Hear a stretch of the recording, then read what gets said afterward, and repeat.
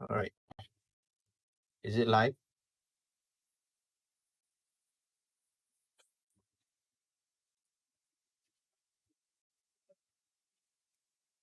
Is it live?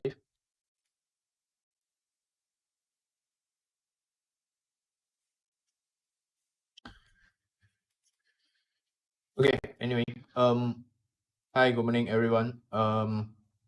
Today, this is my first YouTube live. I'm just planning to do a short live streaming to see whether my configurations all correct or not. Yeah. So and do some testing here and there to see whether I will do a formal and full live stream by next. But before that, today through actually I think out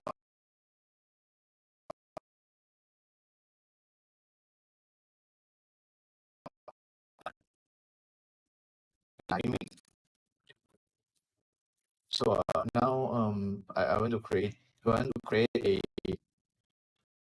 I'm creating a what do you call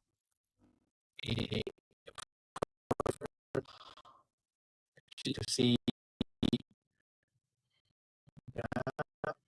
I'm creating project folder first.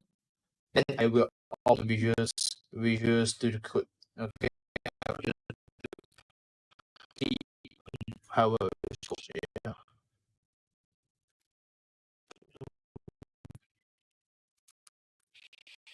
Okay.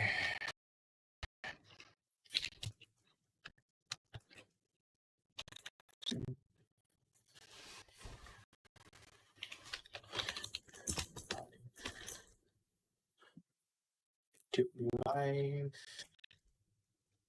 MIT.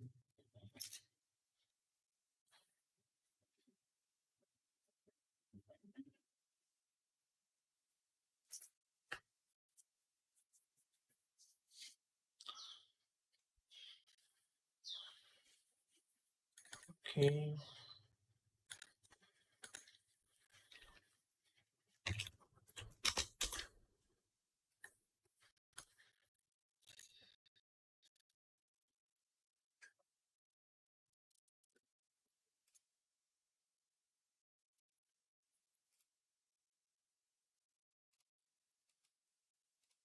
Okay, like this. Now I'm opening another media source.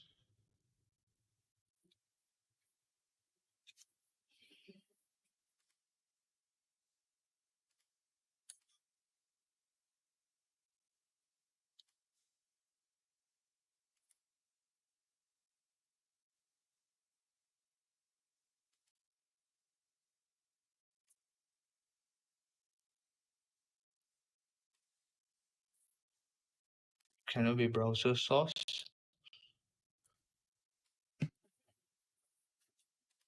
Display capture, no display capture.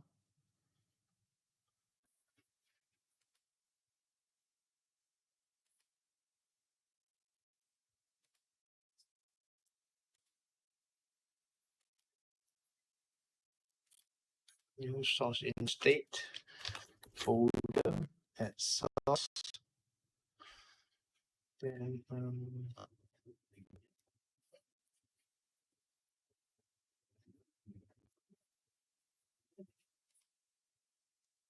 okay. I will this. Okay. So day one. Okay.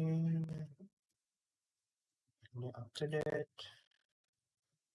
I just edit. Yeah. Then we do capture. New source. Visual code source.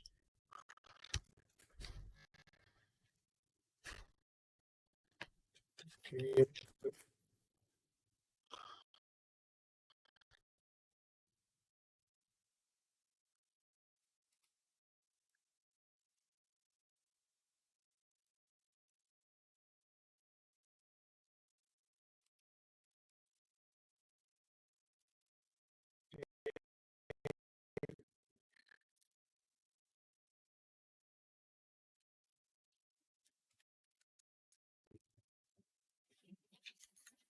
Capture.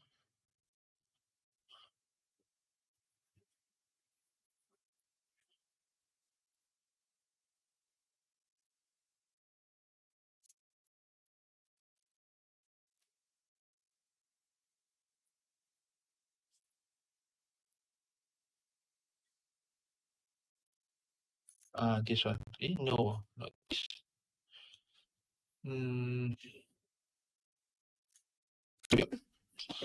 Yeah.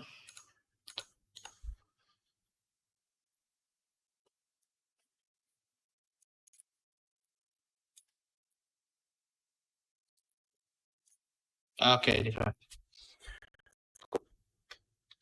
All right. Cool.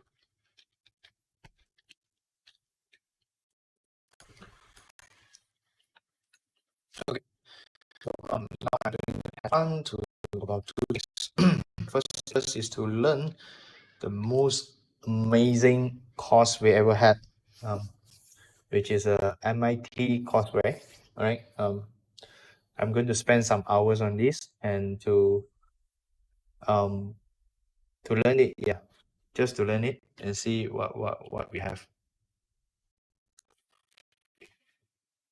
It's the most basic course that created by MIT, which is these courses is dedicated to those students who doesn't have any prior programming experience, to let them to learn, okay, from here. So it will probably will be very beneficial to anyone want to get into the programming world. It can be very beneficial on this. Let's start. Let's start.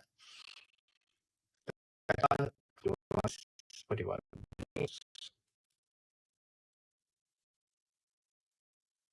The following So, content is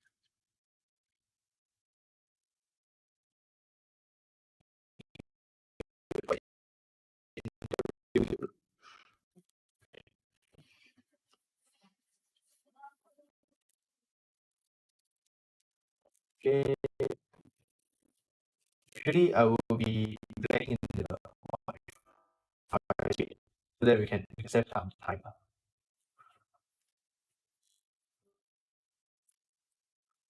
OpenCourseWare continue to offer high-quality educational resources for free. To make a donation or view additional materials from hundreds of MIT courses, visit MIT OpenCourseWare at ocw.mit.edu. Good morning. This is 600, so I hope any of you who thought this was a different course find where you really belong. My name is John Guttag, and I'll be John your Guttag. all semester. I tried to add him in LinkedIn, but never accept my invitation. Cover some of the administrative details, talk about the goals of the course, what I hope you'll learn, and then begin talking about the conceptual material in the course. It will seem a little bit slow because it will be a little bit slow. I promise starting on Thursday we're going to pick up the pace considerably. So It's very let's start with little. the strategic goals of the course. Okay. The official introduction to Course 6 is 601. 601. Typically, students who arrive at MIT with little or no programming experience find 601 an ordeal. And the point of this is to prepare freshmen and sophomores for entering Course 6, that's the Electrical Engineering and Computer Science department, in a gentler, kinder way, so that 601 is not so much of a problem. I want to help students feel justifiably, and I want to emphasize the word justifiably, confident in their ability to write small and medium-sized programs.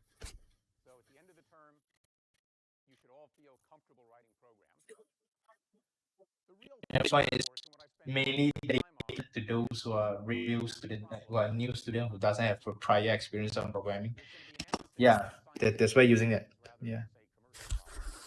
But there will be some talk about some non-scientific problems as well, how to take a problem that may not, at first blush, appear to be attackable with the program, and show you how to formulate the problem in such a way that you can use computation to get insight into the problem. It should not take you very long. All of the problem sets involve programming in Python, a programming language which I'll say a little bit about later today. The first problem set basically is getting Python installed on your own computer. Most people will want to First is to install your Python computer. Now I'm taking notes. Yeah. Fooled by the first two problem sets into thinking this is a gut course. It's not. It starts out gently to lure you in, and then life gets pretty hard pretty quickly. So don't be fooled. The quizzes, and there'll be 2 evening quizzes and a final, are open book, open notes.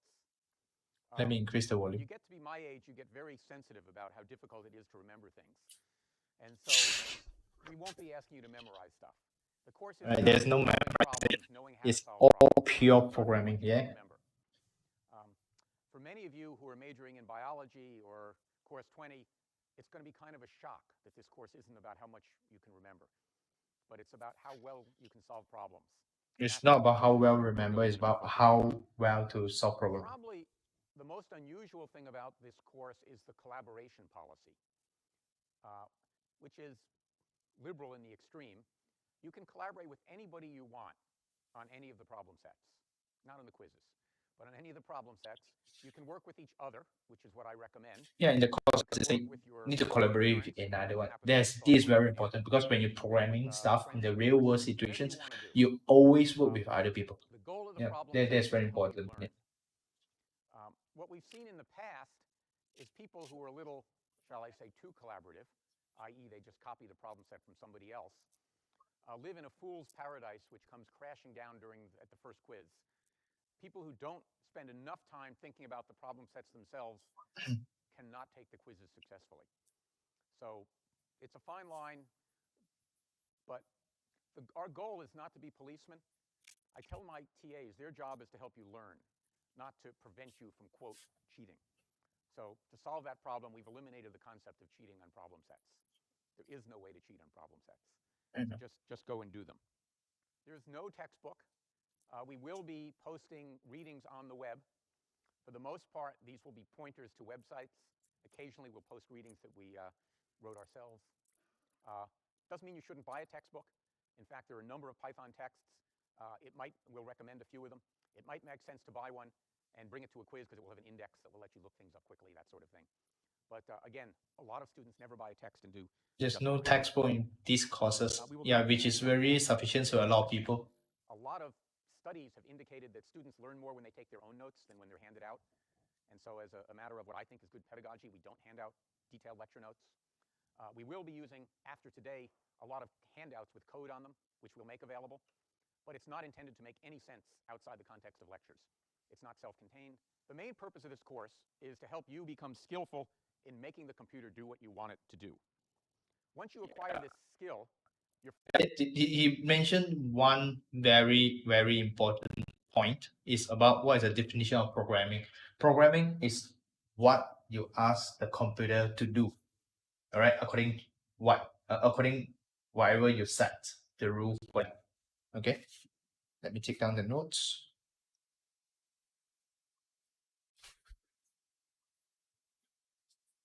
Do what you do. First instinct when confronted with many tasks will be to write a program to do that task for you. You write the program to do the task for you. Yeah, it's cool. Scientist in part because I'm lazy, and there was a lot of stuff that I found. So very interesting. There's no textbook, but eventually you got a textbook here.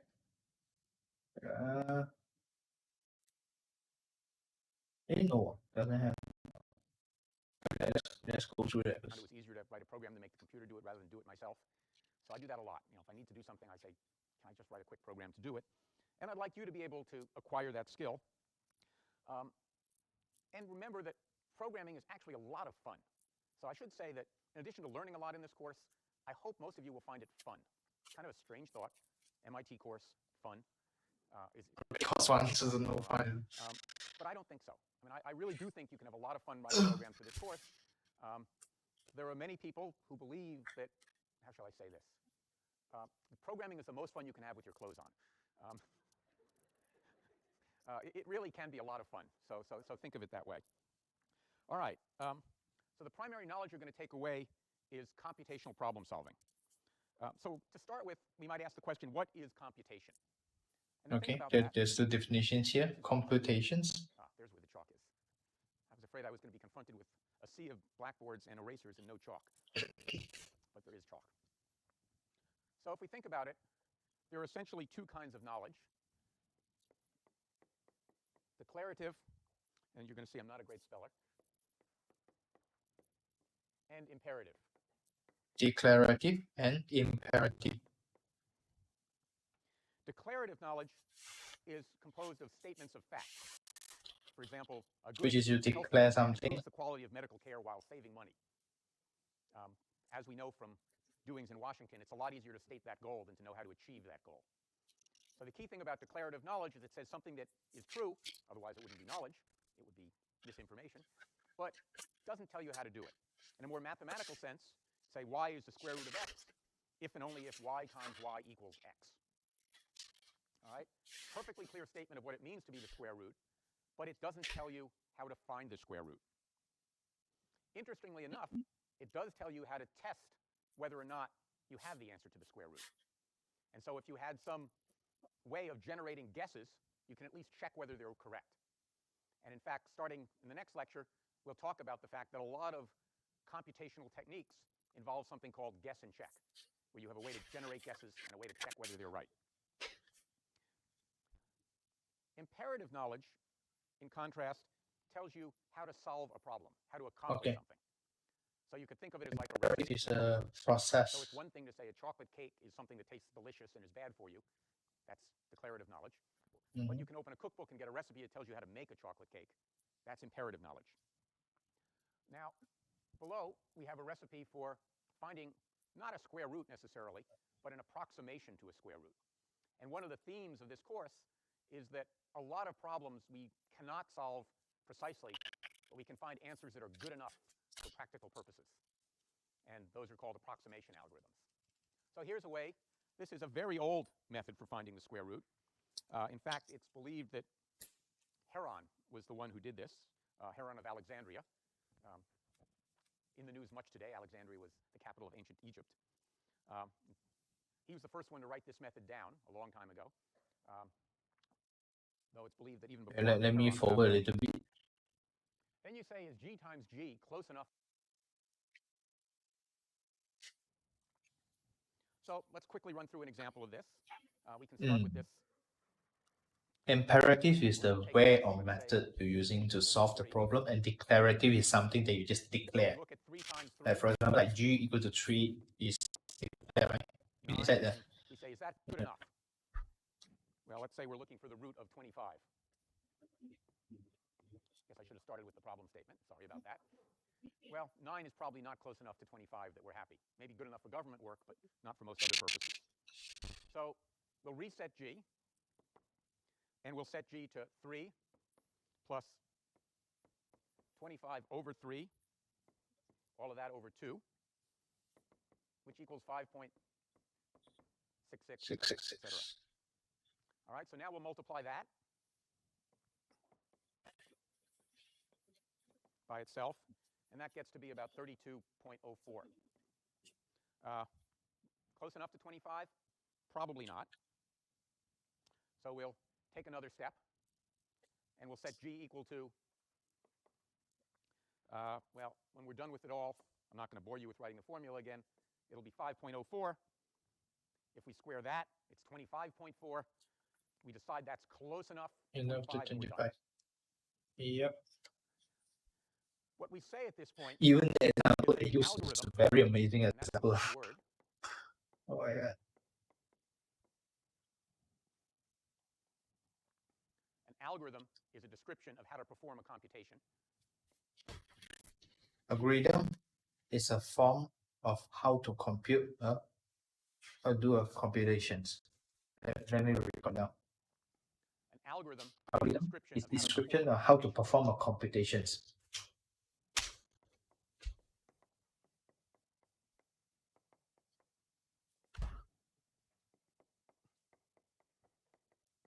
We say that the algorithm has converged, which is a fancy way to say it's halted. What we've got here, if you think about it, is a set of instructions, steps that can be executed, and a flow of control, the order in which we execute them. So if we look at this, there's a default order of execution, 1, 2, 3, 4. But then there's the go back to step 2 and start over. And there's a termination condition. Termination conditions. You need to terminate it. Tells us when to stop. And of course, that's important. I've always been amused that if you look at a shampoo bottle, you'll see an algorithm that says something like lather, rinse, repeat. And if you follow it literally, you never get to stop, which I suppose makes sense if you're selling shampoo because people use a lot of it. But really, there ought to be some termination condition there. Okay, so now how do we capture this idea of a recipe in a mechanical process? One way would be to design a machine specifically to do square roots. So if I knew how to design circuits, which I don't, I could sit down, probably many of you could sit down, and design a circuit that would implement this algorithm. And in fact, that's more or less what you'll find in a cheap 4-function calculator that does square roots. Not quite this algorithm, but a similar algorithm is just part of the circuitry to go compute that. And in fact, this used to be the way that all computers worked. So the initial computers were what are called fixed program computers. Fixed program computers. They were designed to do very specific things, and that's what they did. So for example, one of the very first computers, designed in 1941 by Atsonoff and Berry, solved systems of linear equations for the purpose of plotting artillery trajectories. And that's all it did. You know, if you wanted to balance your bank account with this computer, you couldn't do it. But you could figure out how to drop an artillery shell somewhere. Also during World War II, Alan Turing built a machine specifically designed for breaking the German Enigma code. Actually, a fascinating story of science that was built. But again, that was all it could do. Which is another way was to break the Enigma code. But only in a very limited way. The big breakthrough, the thing that made computation really important to society, was the invention of the stored program computer.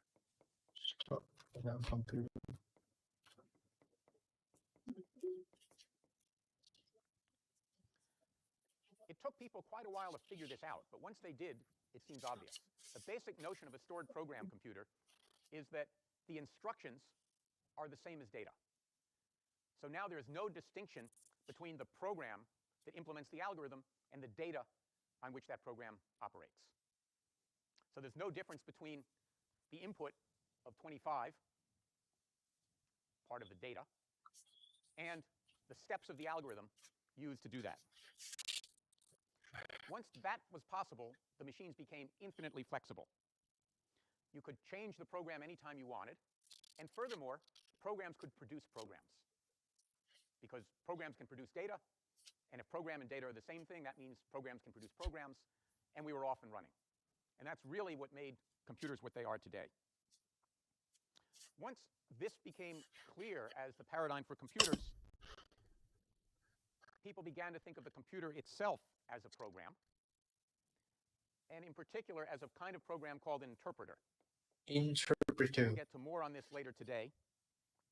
An interpreter is a program that can execute any legal set of instructions, and consequently can be used to describe and accomplish anything you can do with the computer. So roughly speaking, this is what a stored program computer looks like. This is 6004 in 40 seconds. It's got memory, lots of it today. A control unit that basically tells it what to do. For example, fetch some data from memory, put some data into memory, send some output to a screen, all of those kinds of things. What for historical reasons we call the arithmetic logic unit. This is in some sense the brains of the computer, the thing that actually does computations. An accumulator, which is part of the ALU that stores results, and a bunch of input and output devices, the things that we actually see when we use a computer. And that's it. And again, the key thing to notice is there's only one kind of memory. There's not a memory for program and a memory for data. There's basic stuff in the computer. The nice thing to think about here is, given a small set of instructions, you can then build any kind of program you want. So typically the computers have a very small number of built instructions, order of dozens, and that's it. And by combining those instructions in very clever ways, you can do arbitrarily complex things.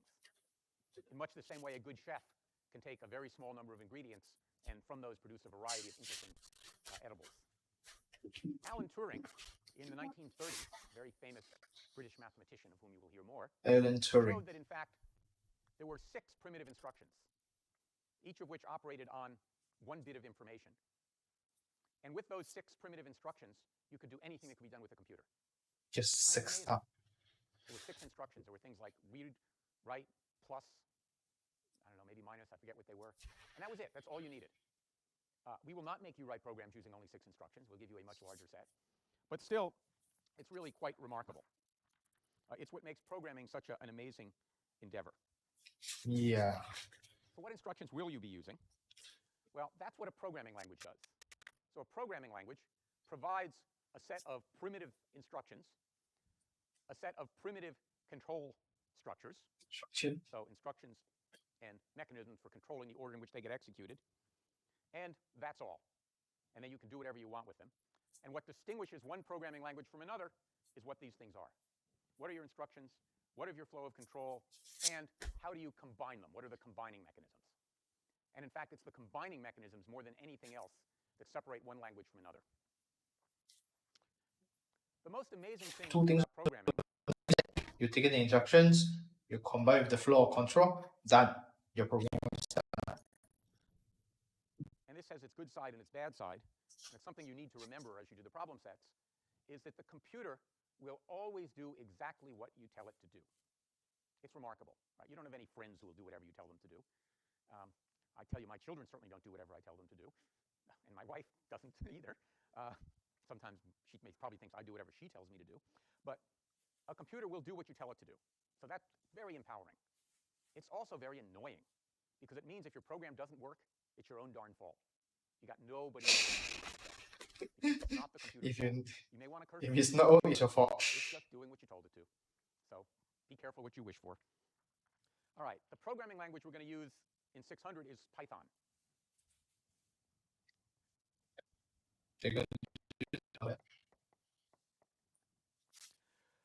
It's a relatively recent addition to the universe of languages. I want to emphasize that this course is not about learning Python. I will spend relatively little time in the lectures telling you about Python. It's about computational methods is what this course is really about, and Python is merely a teaching tool. Once you learn to program in Python, it's easy to learn to program in another language. It's a very easily transferable skill. If we think about what defines any programming language, it's got a syntax, a static semantics, and a semantics. This is too technical. Okay. Any of you here linguistics majors? Not a one. All right. Then I can make up whatever I want about these terms, and maybe you'll believe me. All right. So the syntax tells us which sequences of characters and symbols constitute a well-formed string. So it would tell us maybe that we could write something like x equals 3 plus 4, and that's syntactically correct. It's well-formed.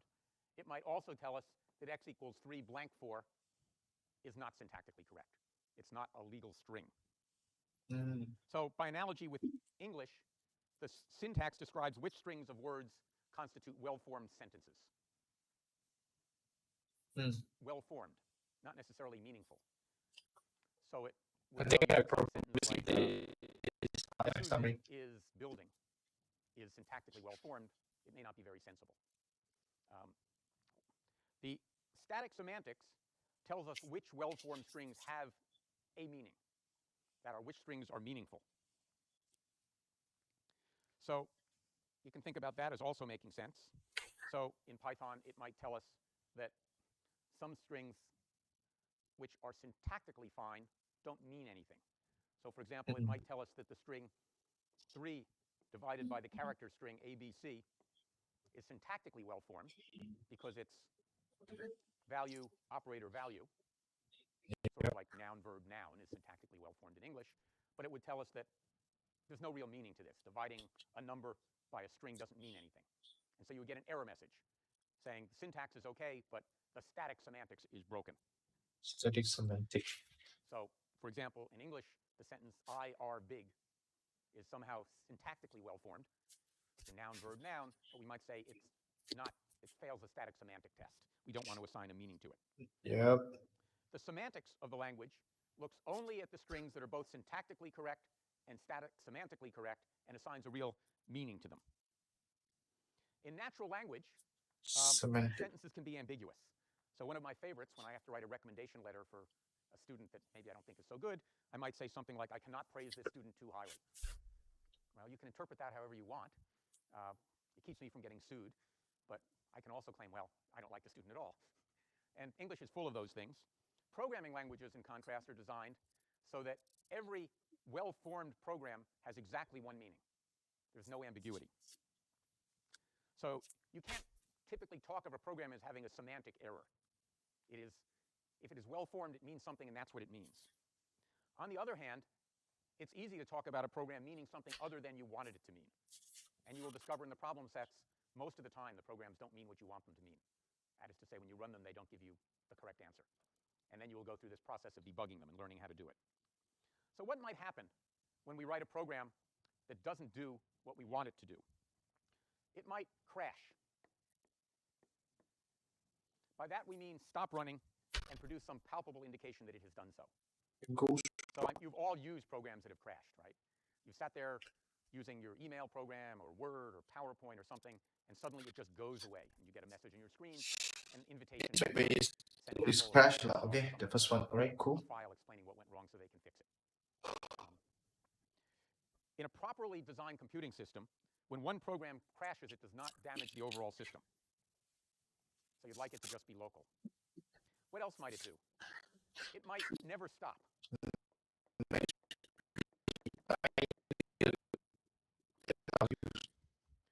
Now, if you have no idea how long a program is supposed to run, it's hard to diagnose. But again, I'm sure you've all run into this. I've certainly run into it.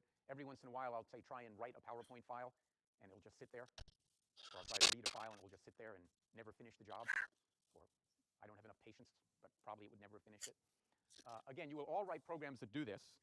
It's a good idea to know how long you expect your programs to run so that you can recognize this. Typically, we say that these programs have in them an infinite loop. Infinite loop. And we'll talk about that when we get to flow of control. Finally, a program might run to completion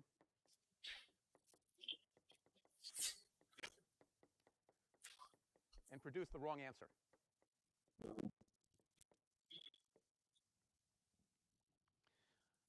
These problems are kind of in ascending order of badness. If it crashes, at least you know that something has gone wrong. An infinite loop can be very annoying because you just wait for a long time. But the worst thing that happens is when you think everything is good and it's not. There have been lots of examples of this. This is the sort of thing that costs lives. There was a radiation therapy machine that produced the wrong dosage of radiation and actually killed quite a few people because they put in the correct input and it would dose the patient with radiation and a fatal dose of radiation. That's a really bad mistake. There are buildings that collapse because people run programs that do the structural engineering and the programs give the wrong answer. Lots of bad things can happen. So one of the things we're going to spend time on this term is what you can do to avoid writing programs that have this rather unpleasant property. How do you test them? How do you write them in such a way that this is the least likely event? That's not what you want to happen. Okay, some programming languages give you a lot of help in avoiding these things. Python is kind of mediocre in that respect. It's not the best, it's not the worst. It's somewhere in the middle. Because what you'd like is a program with very rigorous static semantics, such that if you pass those tests, it has a high probability of behaving as expected. So for example, it's a good thing that Python doesn't allow you to do this. Because who knows what that's going to do, something weird. You'd rather be told, no, you can't write that. And then you have to write something that's more obviously meaningful, rather than it just making up an interpretation. As we will see going forward, Python is not, for example, as good at Java as Java is at weeding out meaningless things, or things that have surprising meanings. Yeah, I hate Java. I freaking hate Java. So kind of in the middle where these programming languages go. Why do we use Python in this course if it's not the best in that respect? It's got several good features. One of them is it's easy to learn. It's much less complicated than, say, Java, so the learning curve is much steeper. That's a good thing. You get up to speed faster. It's very widely used today in a lot of areas of science, particularly the life sciences. It has probably become the most popular language in biology and the other life sciences, and therefore, for those of you with careers in that area, it's the most useful language to know. It's very important. You see, Python has already been popular in back then by 2012. Okay, this is really, especially right now, majorly a lot of the data science project or machine learning has been using the Pythons. So yeah, you can see why the reason this is back then. It's also widely used in other areas as well. It is easier to debug than most languages. And the reason it's easier to debug than most languages, or than many, is it's an interpreted language. So you'll remember I talked about a computer as an interpreter, something that you feed in a bunch of instructions. That's called the source code. You do some checking, and then it executes the instructions, including the flow of control instructions, produces some output. The nice thing that goes on there is if something untoward happens, the interpreter can describe in the language of the source code what went wrong. The source code is the code that you wrote. On the other hand, the way a compiler works is you take the source code, you check it, but then you translate it into another language called the object code.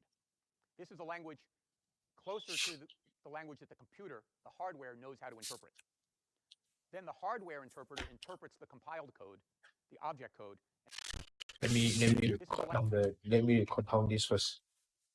Interpret is you get the source code, you send to a checker, and then you get the interpreter, and then you get the output. If compile means you are getting a source code, you get a checker or compiler, and then you change the object code, and then you get the interpreter, and then you get the output. Language closer to the language of the computer, the hardware knows how to interpret. Then the hardware interpreter interprets the compiled code, the object code, and produces output.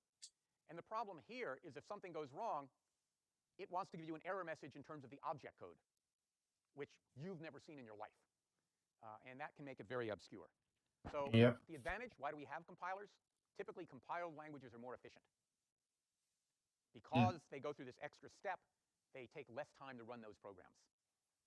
You can compile Python as well if you want to get an efficient version, but it's not designed under that assumption, and so it works well when it's interpreted, which is why we use it. Python is very good interpretations, so it's good. All right, we done our first lecture already. Wow, the time flies very quick. I will do a summary video of this, and then we got a lecture slide here. What's the declaration and imperative? One is just to declare the fact, and another one is the combining the instructions and the flow of control. Is it correct? Declarative is statement. Imperative know how to knowledge. Yep, this is good. The advantage of computers,